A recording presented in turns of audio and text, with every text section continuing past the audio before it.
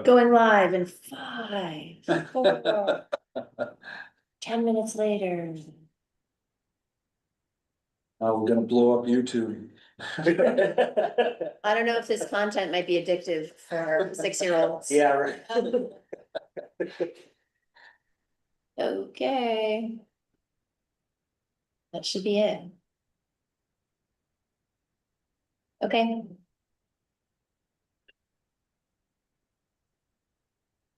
Great. All right, so I'll call the meeting to order. This is our March regular meeting of the Trumansburg Planning Board. And the first order of business is our usual first order of business, which is to do a roll call. And why don't we start with Mark? Mark Duvokidis, planning board member. Mike Bailey, zoning and code enforcement officer. Rick Geiger, chairman of the planning board. Jessica Giles, village clerk treasurer. Michelle Matroni, planning board member. Sarah Kennedy, planning board member. Judy Lynch, planning board member. All right, Ben, if you bear with us, we'll do just one preliminary thing, which is to approve some minutes from our December meeting. So I don't think that'll take us very long. Did everybody have a chance to look at those minutes? Yeah. Any additions or changes? Okay, is there a motion to accept the minutes as drafted? I will make a motion to approve the minutes as drafted. Second. All right, all in favor, say aye. I Aye. That's everybody. Okay, so it's unanimous. All right, so the only item on our agenda for this evening is have a discussion with our trustee Ben Garfler, who's joined us via Zoom. And Ben, thank you very much for, being willing to get together and spend some time with us on this. It's always a challenge when somebody says to you, okay, take this document that we haven't been involved with at all, and that we've been working on for months and months, and give us your comments. Oh, and by the way, page document. Yeah. With lots of cross references and everything else, so it's a real challenge, and I know that from having done this with the previous iteration of this. And I'm trying to remember who else was on the board at that point when we looked at the last I was. revision. the residential. Yeah, the residential one. I was on it. I don't. Yeah, Mark. I think I just. Okay, so yeah. Committee briefly. That's So, right. right, so that's, we're basically pretty much a lot of turnover between now and then. But, the basic idea is it's difficult, and Ben and the others on the revision committee, I know you've been spending a lot of time with us, and it probably seems like second nature to you, but it takes us a while to recalibrate and reconnect with the various issues. And that's basically why I wanted to get together with you right away. So that we, get a pretty clear idea of what it is that will be most helpful. And how best we can go about being helpful to the Board of Trustees, who ultimately are the ones who are responsible for approving this. We're providing some input. As a board, we can provide input as a board, and I think that's where the focus should be tonight. But there might be those of us too who are individuals and, residents of the community who have our own thoughts that are sort of separate and or maybe different from the planning board as a whole. And so what I thought would be good is to try to focus this evening on the stuff that would be the most helpful to the board from the planning board. So most helpful to the Board of Trustees from the perspective of the planning board, looking at the changes that have been made to the commercial zoning provisions. And to get us started on that, I thought, it would be great to hear from you what you thought would be, I assume you don't wanna hear, big picture policy types of things. And I don't know if you wanna, I mean, maybe you wanna know about typos and, and cross references that aren't quite right or whatever, but. Those things will get caught in the copy editing process and, so, where should we focus our attention? I think a lot of us have, gotten sort of up to speed.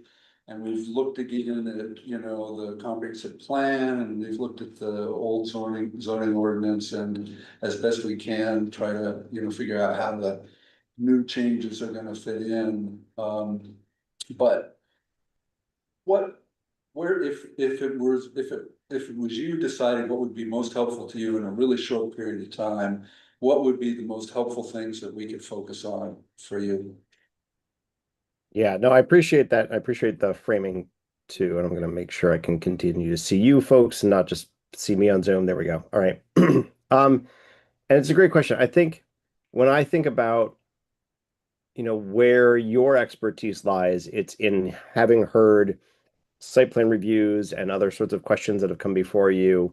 In this case, ideally in kind of around the commercial district or dealing with commercial issues and thinking about if there were times where more guidance would have been helpful, if guidance was unclear in some way, if you see repeated patterns that would be important to address in zoning in some fashion. That's kind of like at a big picture process. That's kind of where I think you all can bring your expertise into the process most readily. When I think through, where does that really land in the changes? I think I'm actually looking for, oh, here we are. I'm trying to sort through the actual zoning itself so I can kind of point you in the right directions. I mean, I think the core parts of this are in that commercial district section. And I think the design requirements in my mind might be a place for your kind of input, having seen potentially, though there hasn't been a ton of, new development in the downtown core. But we've had many a conversation over the years as a village around, should we have clear design requirements down in the downtown core? What would those mean? How would they be helpful for you all when thinking through site plan review there? And so we've finally kind of gone ahead and taken a pass at trying to codify some of those. So I think those could be particularly interesting to consider. The rest of it, I think, if I'm kind of thinking through the other parts of what's available or what's been, kind of updated and changed, I mean, really anything is kind of fair game. But I do think the dimensional requirements kind of stand out to me as particularly in your wheelhouse. Signs and lighting might also be something that I don't know if you have particular experience with on the signage front, or potentially lighting, though the lighting is relatively new. But the sign, and honestly parking standards too, potentially, if those have come up in previous site plan reviews and conversations, we've done quite a bit of simplification and kind of modernization in those areas, in an attempt to, basically, simplify it, make it a little more understandable to the layperson, make sure we're kind of covering all the different types of new signs and lighting and flashing lights and busy LEDs signs and these sorts of things that are somewhat more new now. And then parking standards as parking and our understanding of parking has evolved, not looking to create more parking than we really need, because it's very easy for parking to get overbuilt and take up more space than we need. And there's not a ton of space in the village to go around. So not wanting to prioritize the parking areas. So those are probably the key pieces that I think of. Possibly the lodging and inns conversation. So this grew out of Elm Street, the 16 Elm property as a B&B in the residential zone, and the owner expressing concern that it's with the shifting, kind of vacation industry and Airbnbs coming in and these sorts of things, that it's not likely to be a viable business at the constricted 5-bedroom limit that they're restricted to with a bed and breakfast. And so came to the village to talk about what makes sense from the village's perspective, is that just the nature of things, and that's, you know, maybe no longer going to be a B&B, or is that in the village's interest to continue to have B&Bs in certain areas? And what does that look like? And how can we find a balance between what the neighbors want, which is obviously to keep that a residential feel, but allow for additional rooms to make revenue make sense for that sort of that particular use in that property. And so the proposal from the committee is that we allow inns, which would be up to 16 rooms in the residential, but with site plan review and some side setback requirements. So that might be the other place if you all have any thoughts on that, and knowing that that is an active conversation, and should this get passed, it would, the current setup would likely end up back in front of you all for a site plan review, you know, assuming this gets passed and that's available to the owner there. So off the top of my head, those are kind of the parts that I think might be most interesting to have your focus and time and attention. But honestly, kind of anything is available. If there's things I'm not thinking of that are, you know, jump out to you, would absolutely want to hear kind of any and all of that. Okay, thank you. That's helpful to get that sort of focus. So I told the board that I try to divide things up into topics, you know, this preliminary thing, if there were questions that they had that had to do with the planning board itself and how we go about what we do in site plan reviews or subdivision reviews or whatever it is. And, you know, whether there were questions that would come up from what's being proposed that would, you know, affect the way the things we consider in that process or the process that we use, you know, to get that whole thing going. And so I guess I'll open it up now for thoughts from the board on whether there are issues that they see or questions, because there are a couple of, there's a, you know, a couple of pieces of this that do change a little bit the scope of what we've looked at and what we've looked at in the past. And so I just open things up for people, and let's start with Jimmy. Jimmy's the newest member here, so but he's also the one furthest away, so well, sort of in that vein, about what is our responsibility as the planning board, kind of wanted to drill down on that a little bit more, because I think that will help me decide which of my questions are most appropriate for this conversation. So there are certain things that aren't covered in zoning that our board reviews, like subdivision, for example.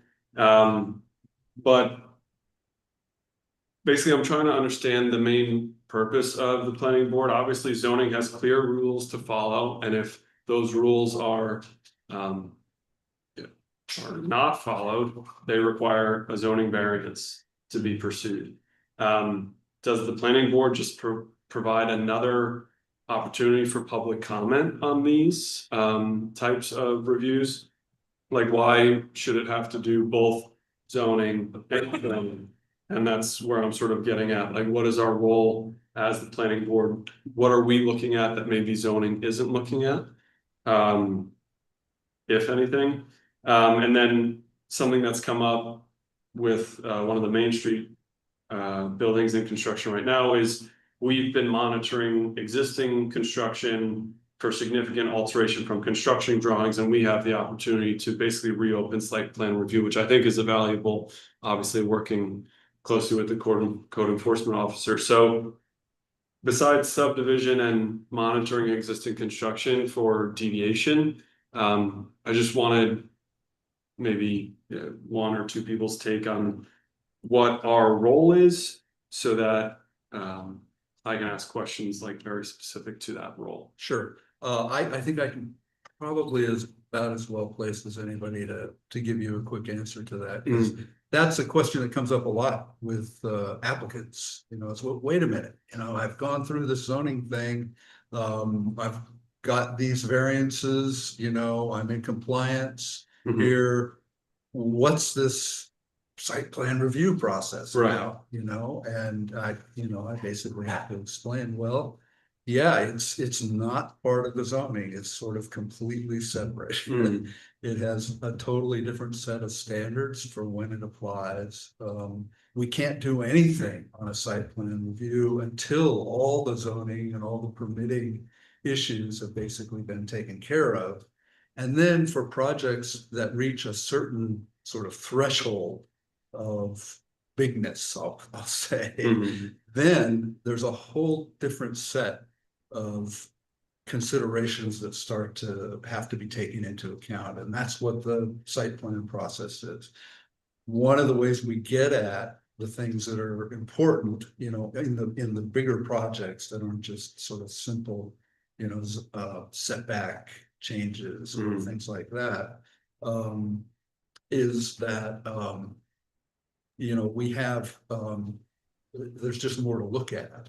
And so, getting public input, and we can't know everything, you know, the applicant is there, yeah, they can answer questions, but a lot of it has to do with fit in the neighborhood and taking into account things that are a little bit fuzzy. And that's where this issue of, you know, getting public input starts to play a role. Because it brings to light issues that we have authority to take action on, because our discretion under the, you know, if you looked at the site plan review section in any depth, you know, it gives us a lot of room to move. Right. And part of how far we move and how this sort of conversation that goes on with the applicant has to do with what the public input is on it.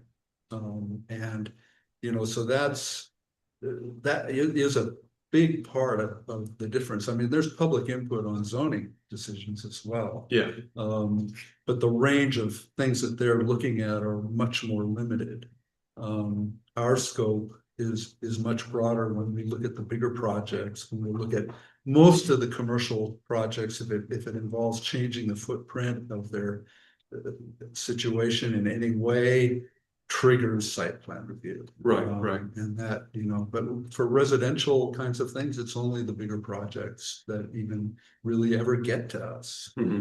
Because they're resolved on, you know, pretty straightforward zoning issues. How tall, how far from the border, how far from the center of the street, you know, all of those kind of things. And sometimes public input will be required for the more complicated pieces of zoning, which have to do with use.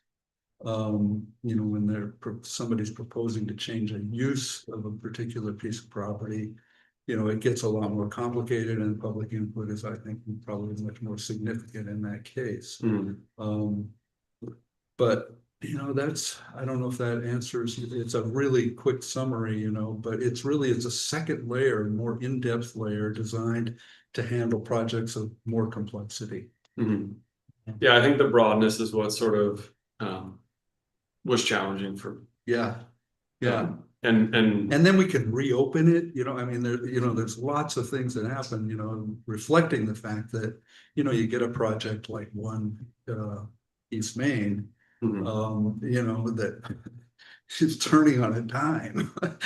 Right. All the time based on the circumstances that they run into, because, you know, can't anticipate what's gonna be, you know, beneath something that they dig up or, you know, whatever. And that's when, you know, Mike and we, you know, can sort of adapt. We can say, okay, then we can reopen that, we can address that particular issue, and send things forward so that, you know, things can be handled as efficiently as possible from both the standpoint of the builder and our standpoint.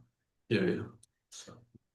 And I'm also happy to say something briefly about how the committee was thinking of site plan review, using it as a tool, and therefore, you know, kind of basically asking you all to be able to step in. If we look at the use table, there's a lot of, you know, call outs for site plan review in there. And one of the larger changes in this proposal is allowing a slightly increased level of commercial use across all of Main Street. And in doing that, using site plan as a way to kind of make sure that that's done well, because now you're interleaving a little more closely with residential uses.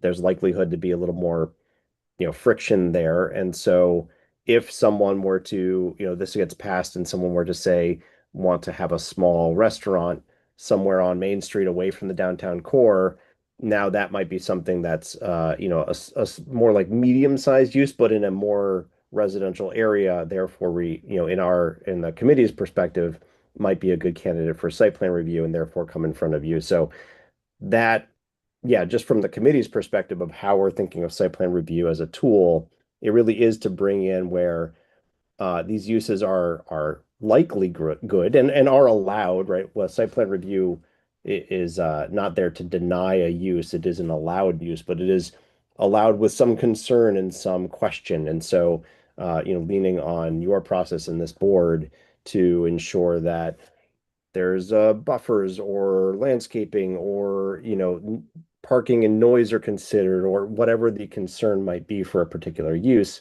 that there's a deliberative process to go through to think about and address those and review those issues. Yeah, that's great that you brought that up, because that was one of the things that I sort of identified as a potential ambiguity for us, and that's that right now, sort of use is pretty clear and is pretty clearly a zoning issue, right? And we really don't get into very much about a use except that, well, it's a restaurant, or it's a dentist's office, or something like that. But some of the ways that this is drafted now would get us much more into the question of, well, okay, is that restaurant just for the convenience of guests in a B&B, or can it be open to the public? And that's a kind of a use question, that actually plops itself over into the site plan review process, and I think I can just see how that could get very complicated and difficult, especially in the eyes of the public, say, oh, wait, we got this use variance, and it can be an inn. And that's, but we'd really like it also to be able to not just serve our guests, we'd like to have, brunches and open to the public or whatever. So that's one of those things that I'm wondering about, how to sort of clarify where those lines are. Because, it could get, you could be in a situation where, you sort of have a zoning determination and then this separate site plan review process that's supposed to include that we're supposed to be included in on the new definition of inns, that sort of steps over that boundary. And that might be something that needs to be a little bit more clarified, or I might just be imagining this, but in the context of the example that you gave earlier about the bed and breakfast, is looking to sort of expand its operation. It may be a question that comes up right off the bat, Right. There's a good little line. Yeah. There's a Go good ahead. little line. Oh, sorry. Go ahead. Just sort of speaks to this section I was looking at, section 405 about inns. The nature of parking and traffic, allowed sales and services, allowed special events shall be reviewed as part of the site plan review process. So like allowed special events, so it's kind of right there, although Right. I see it's still a little fuzzy in terms of like where those stuff and then maybe. Yeah. Well, it does say, allowed services. Okay. Yeah. What I'm taking away from this is obviously this all has to go through our attorney review, and we haven't kicked that off just yet because we're still finalizing some last definitions, and those are very pertinent for a attorney review. So I do want to get that forwarded on to Guy sooner rather than later. And I think I'm going to call out specifically this question because we are trying to thread a bit of a needle here with this ins definition, and I want to make sure that we're doing that to your point where it's clear what part of this is a either code enforcement zoning officer determination or maybe ZBA if there's questions versus where is it. My understanding of site plan review is there might be limitations or restrictions or guardrails put around the use, but not removing the use completely. And that's the distinction. But I want to make sure that that's a real distinction and that backed by our attorney and kind of that makes sense to him as well. Yeah, and I think the same thing would apply to the new design standards for Main Street. And what of that is something that needs to be just handled at the sort of building permit level, or is that stuff that also needs to kind of go through a site plan review process type of process? And I don't know what the exact answer is to that, but that could be another area I think for some ambiguity about where the lines are drawn. A clarifying question sort of on the other side of things. Am I right in understanding that in the past, site plan review has been required for basically every commercial use in the downtown core, but in this table, it is not required for the smaller establishments? I mean, is that right then? Yeah, that's generally the change, and generally the pattern is trying to remove some of the overhead and time and cost and complexity of smaller projects. The assumption there, and feel free to hear from you all and the community if that holds true, but the assumption there is that smaller sizes have less of a concern around impact, and therefore we can let those kind of move more quickly and remove some of the work that comes before you and some of the overhead to the applicant to kind of move those forward while continuing to still require that site plan review for the larger and therefore potentially more impactful projects. I think that one of the things that we've done in response to that sort of desire to let the smaller projects move efficiently through the process is we've kind of adopted some sort of rule of thumb type things, where look, it's not changing anything about the footprint. It's not changing the parking. It's not changing the landscaping. They're putting in a different door, on the front of the building, and it's the same size. It just looks different. And we had that case, and what we do in that case, because it really is, what's the purpose of site plan review for that? Is we streamline the process. We to the extent we consolidate the various levels that are created in the ordinance into one meeting. And as long as there's not a lot of public input, and in this case, of no input, we just plow right through it and get it done. Yeah. In the course of one meeting, basically, as long as the application materials are all in order.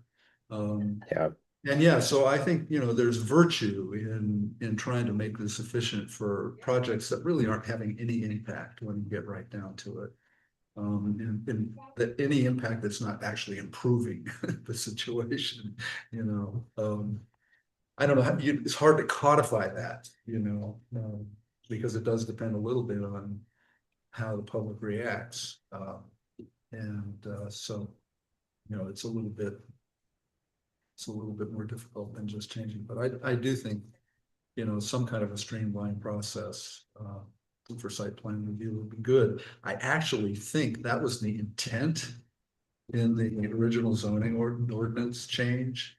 If you look at the language in there, there's some very ambiguous and kind of out of the blue language in there about for lack of I'm not going to look at it right now, but for a streamlined process that under certain circumstances, the code enforcement officer could approve a project without going to the planning board, even if it technically met the standards for site plan review. It would be subject to a lot of, conditions that had to be ticked off. But if it met all those conditions, it would basically not be required to go before the full planning board or have a public hearing. And I'm pretty sure that was the idea in here, or if it wasn't, they left something in. We basically sort of, it doesn't make any sense, so we just move on with our process. But I think there was some, and you haven't gotten to this part yet because you haven't done the administration portion of the ordinance. But you'll find that problem in here, and we've dealt with Yeah, it creatively. to make that'll be interesting. I didn't realize that existed there because we've had some conversations as a committee around something like that. Is there I think Ithaca also has this like an administrative review for really the smaller projects. And so when we get there and find that, we might tune that up a little bit and bring it back out and see where it would make sense to apply it in some of these places. Yeah, I would suggest that.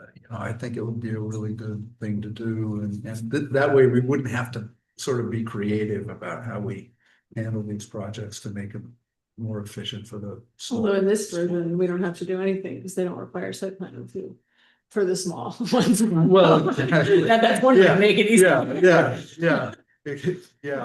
But, I think but that's a good point because, is that really what we want to do? Or do we want to have a situation where there are some checkboxes that have to be gone through before, this streamlined process is allowed to be put in place? Yeah, I think it specifically came up in a residential conversation around 3 and 4 dwelling units on a lot where that's really not terribly in a dense or intense use. And we have quite a number of those lots around the village. Right now, it's a site plan review. Might that make more sense as kind of administrative review? So I think that's at least one place where the conversation has come up before. And yeah, we hadn't had it much with the commercial, but there could be some interesting places to potentially use it there as well. Yeah, well, I don't want to, I remember when this issue of the streamline process first came up, it was, quite a few years ago, and I was just curious, about, geez, where did this idea come from? And so I took a quick look at the Ithaca site plan review stuff, and it turns out they have a, multi-paragraph, provision that deals with exactly that, and I have a feeling that maybe some of that language was, pointing in the direction of that kind of a provision. And that it would apply also to, smaller residential developments, and, it wasn't just commercial. Yeah, so. Yeah. Right, so you have 31 and I have 25, is that the way it goes? Yeah, we can. Jimmy, anything else that, No, I think I have a lot of questions related to why certain things are permitted and why not others, but I think those were probably pretty thoroughly researched and vetted by the zoning, by the committee making these. And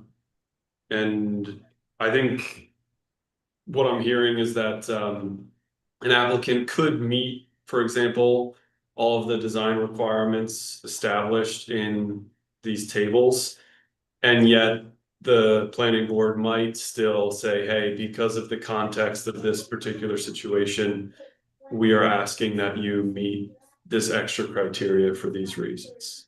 I think that's what this sets up. Yeah, the changes, yeah.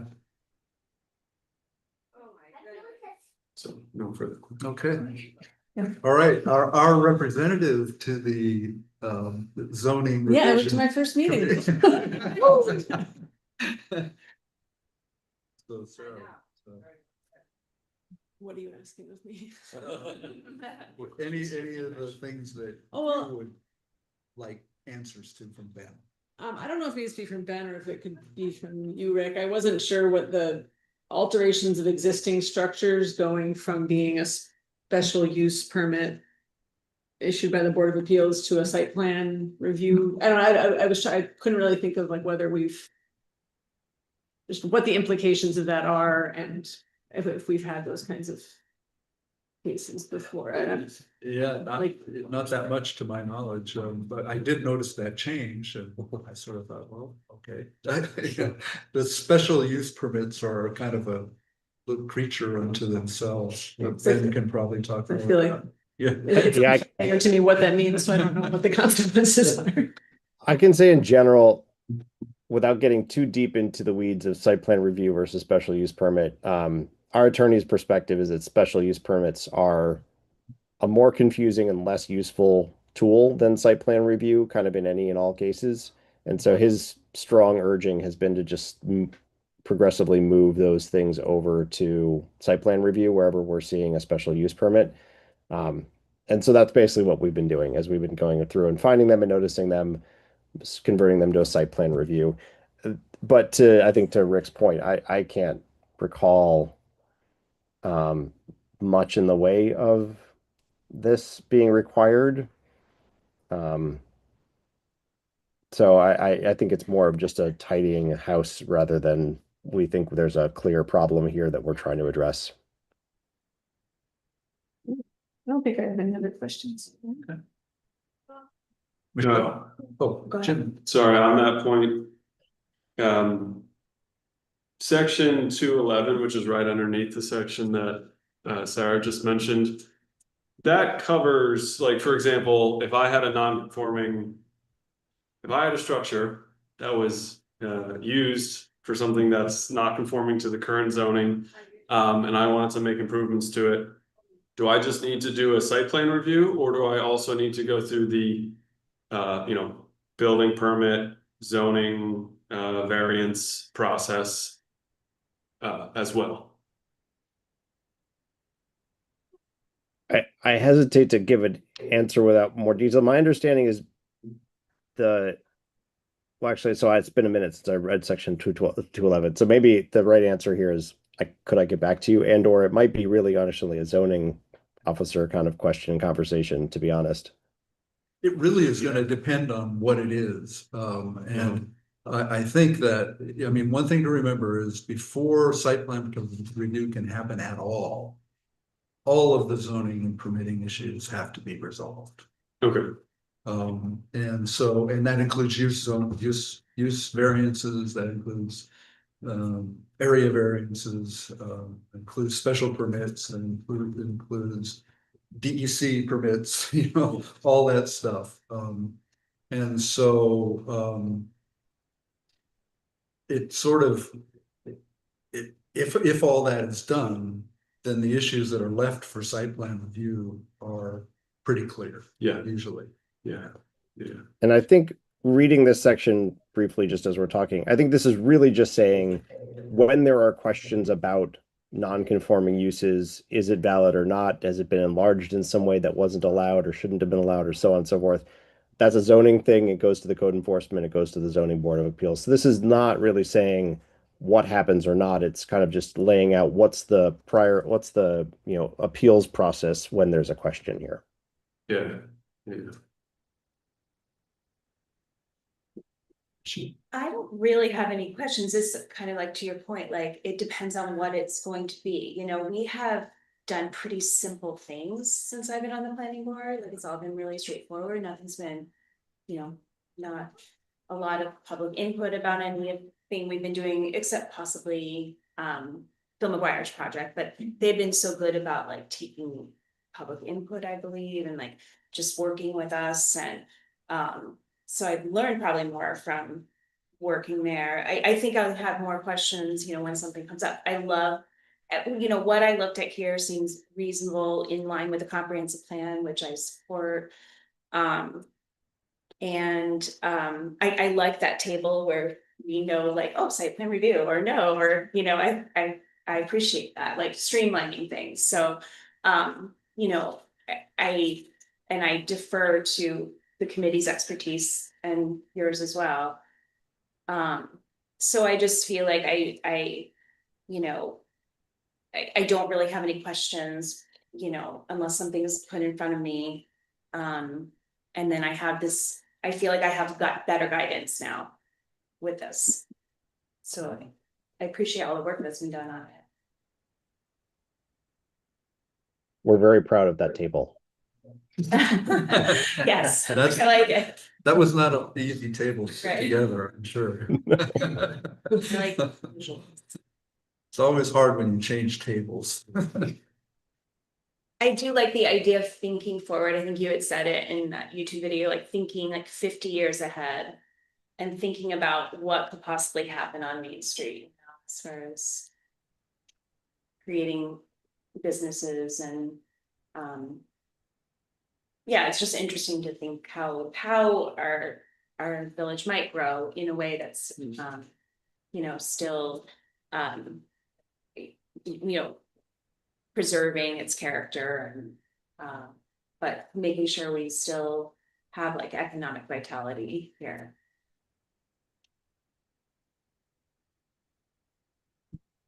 Mark?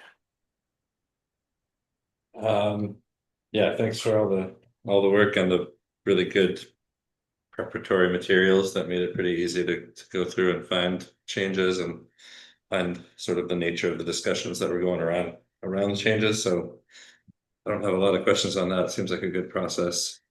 I do feel like this board will end up getting a lot busier over the next few years. I think that's going to happen.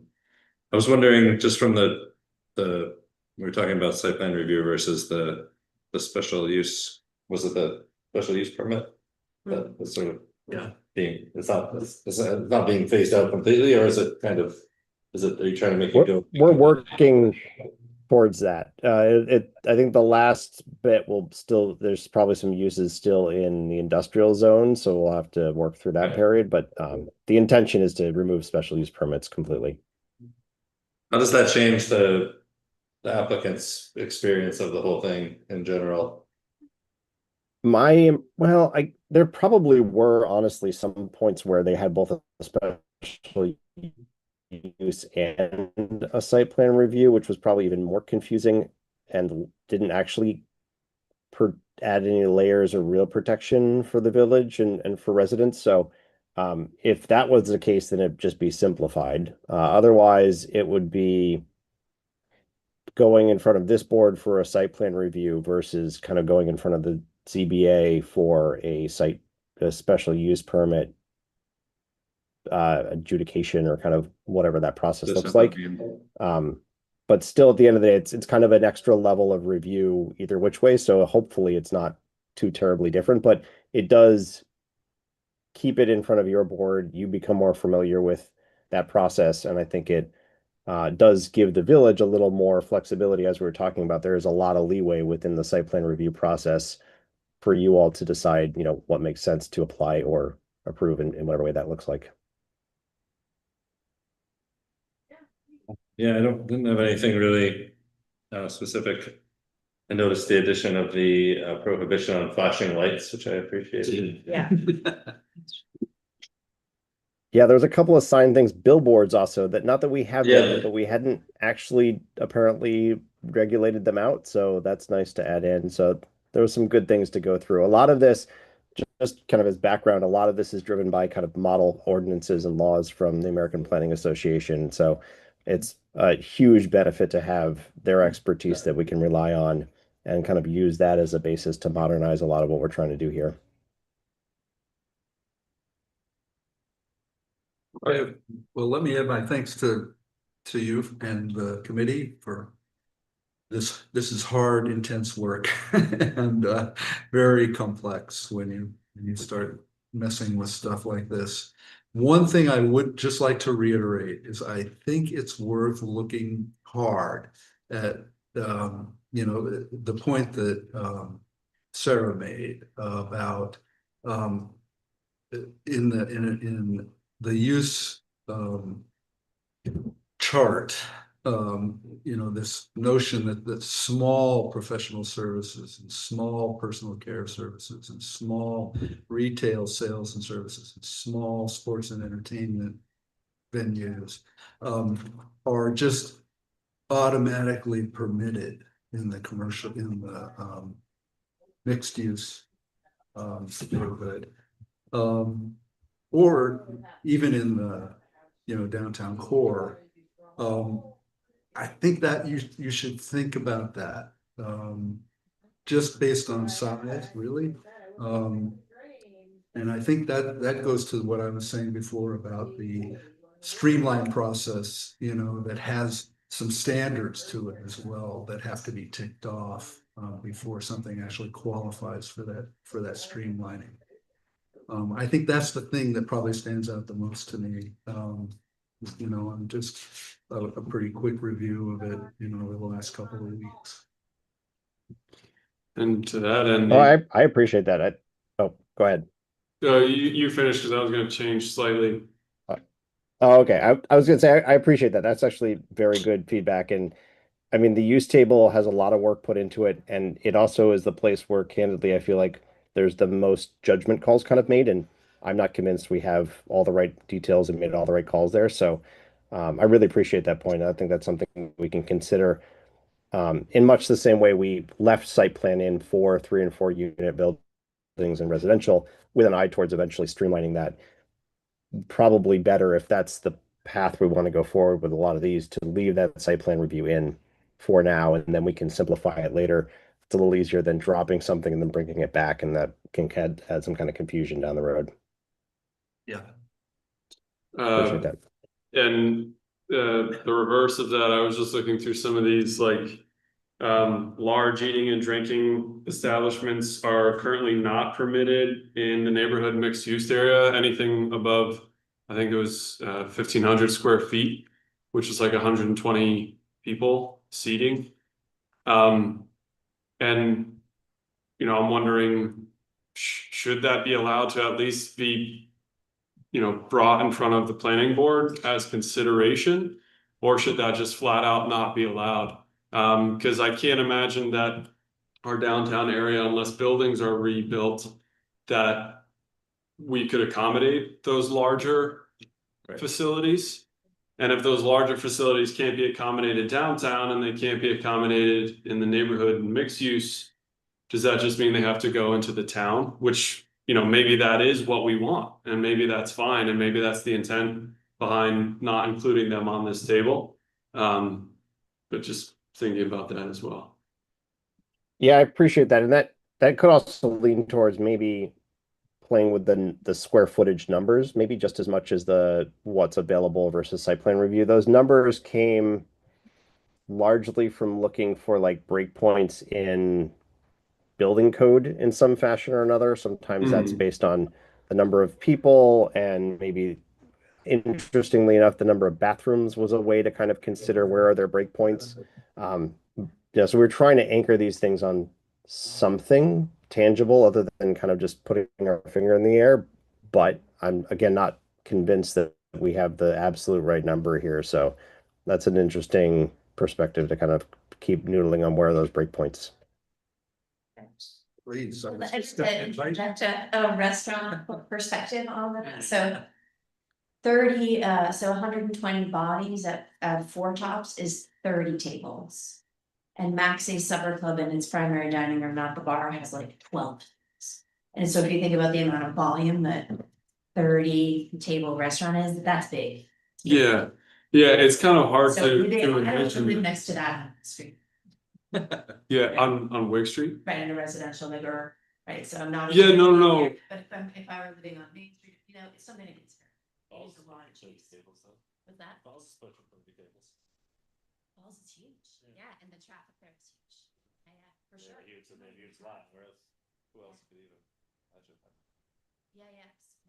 Yeah, no, I agree for the residential zone. I was talking about the new neighborhood mixed use zone, but To me, it's residential and mixed use, right, like, it's still. That's the bit.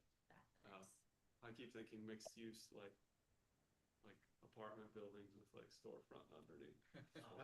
Right, like the OTTC building, had apartments above. Correct. And they made up the bottom. But I like that. I was gonna say I like that comparison to the Falls though, and looking like we can pull what the square footage for that is. It's a good comparable to have a conversation around. Yeah, totally. And that's outside the village anyway, right? So. False? No. Just barely inside. Oh, really? Yeah, and it has bar. Yeah, the line's on the other side of. Just the other side of the fence. Yeah. But there's a house right next to it. Yes. Very little house. Well, it is kind of, and it's kind of fun to just sort of drive down Main Street and sort of drive, you know, get out of the core and head to the south. And just try to imagine, okay, Yeah. where is this? Where are these bigger places gonna go, you know? Or is it really just gonna be people changing their houses into, you know, Yeah. little restaurants? That's what I- Yeah. Dentist office. Yeah. Yeah, so, I mean, that's certainly the perspective I see, you know, when you go traveling, go to a smaller area, you know, top of the bottom of the lake, some different places, that's what you end up seeing is, you know, a little small cafe restaurant in someone's house or a dentist office or whatever. So that's kind of the thing we had in mind thinking through these things, but it's great to continue to think through other scenarios as well.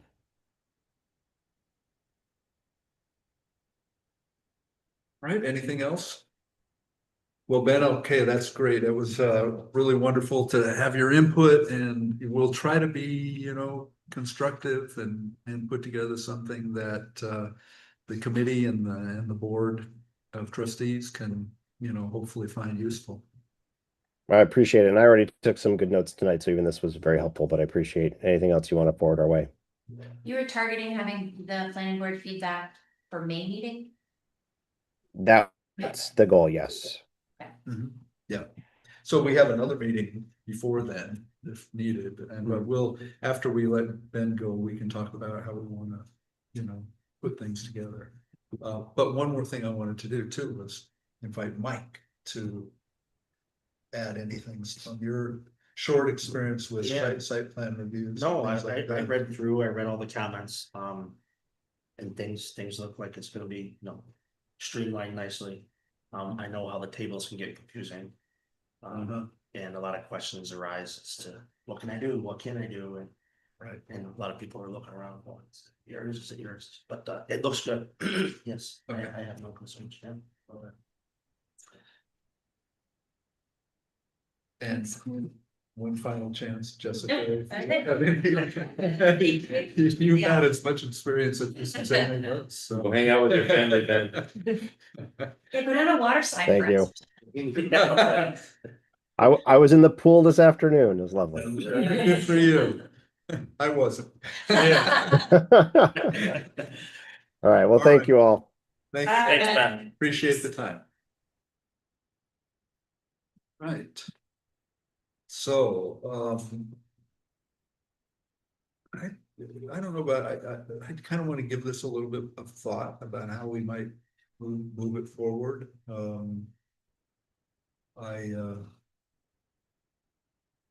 Yeah. Is that, why don't we all think about it a little bit, and maybe I'll put something out there and then you look at it. So. Okay, So it's fine. all right, Well, sounds like there's not a big time crunch, so. yeah, I'll probably put up something like a little outline or something. That's great.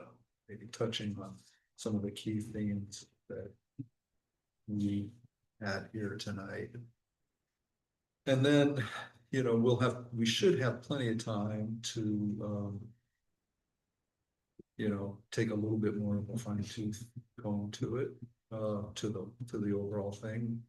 But I know it's hard because every time I put it down for, you know, a week, I spend way too much time getting back up to speed the next time I look at it.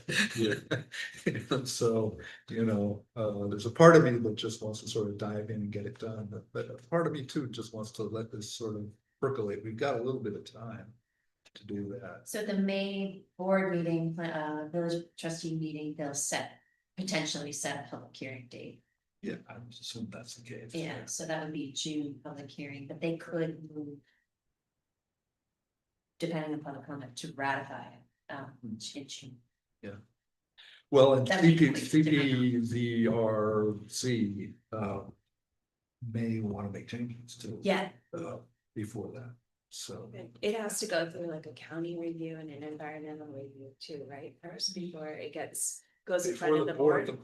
board would be the acting body, so yeah, they would have to go through them.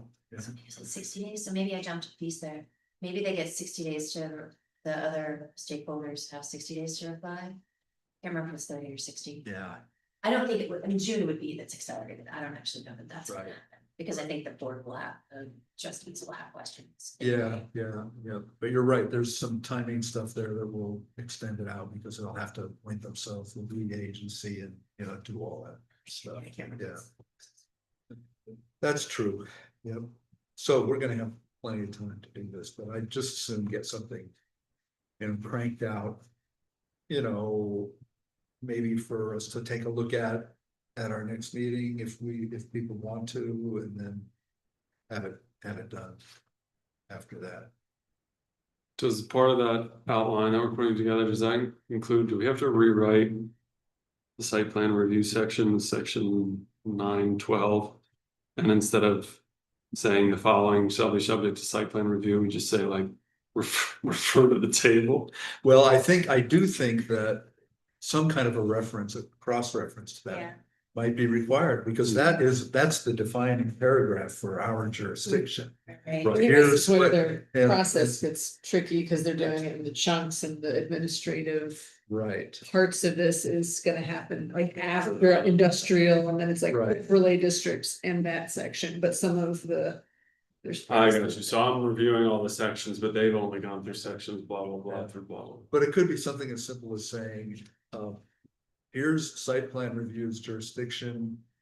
Except when it's expanded by other provisions in the ordinance, you know, I mean, right, or except as changed by other provisions in the ordinance, that would be another way of. Kind of putting it together sloppily in the interim, but yeah, it's hard when you break it up because things are interconnected. The definitions are, you know, critical to so much of it that. You know, I understand not wanting to try to bite off the whole thing at once, but. It does have its own difficulties to break it apart. So I have a quick question, Mike. So do you, when you're going through a project with somebody, are you the one that tells them, okay, you have to have a site plan review? Or Yes. you do, okay, Yeah. okay. Yeah. All right, Yeah, they propose. and then whatever you the let project Rick may be. know, I say, okay, oh, yeah, and I get a hold of Rick and send Okay. him over. Plans or all the information required, yeah. okay. Yep. Yeah. All right, thank you all. April's not Good. your date, right? 23rd, 23rd, okay. April 23rd.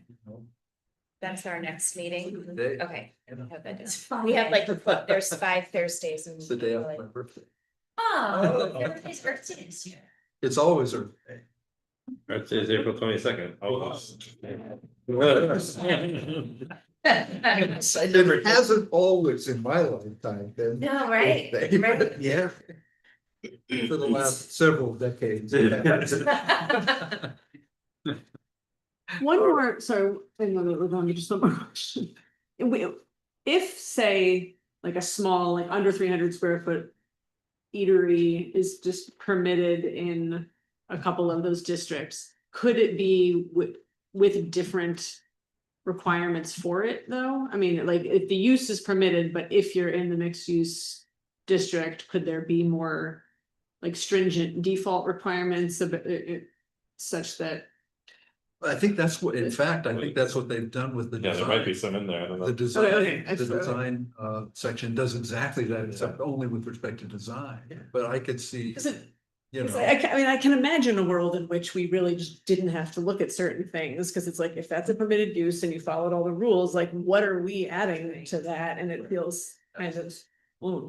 It does, it's hard to explain why that needs to add 3 months to the. Exactly. Right, Yeah. right.